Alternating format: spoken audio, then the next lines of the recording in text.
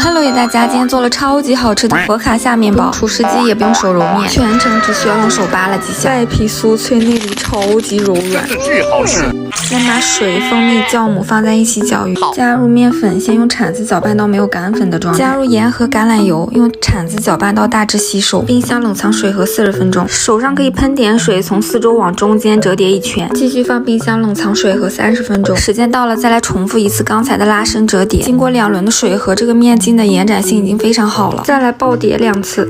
放入烤箱，選擇發酵模式，28度發酵到2倍大。哎呦，我這有事耽誤了，發的時間比較長。烤盤裡邊塗一層橄欖油，把面團倒在烤盤上，撒上一層橄欖油，是往中間折疊，光滑的面朝上，往四周抻吧，盡量鋪滿整個烤盤。放進烤箱30度繼續發酵1個小時，讓面團鋪滿整個烤盤。發酵好的面團咚咚的。我用的是配料表超級乾淨的這個有沁小番茄，橄欖油浸潤過的小番茄，裡面還加入了迷迭香。這一部分真的超級解壓，用手指這樣在面團上戳，手感真的超級好。先放上一層有沁小番茄，再放一些自己愛吃的蔬菜，我還放了一些德腸進來，最後又裝飾了一點迷迭香和歐芹碎，真的超級漂亮。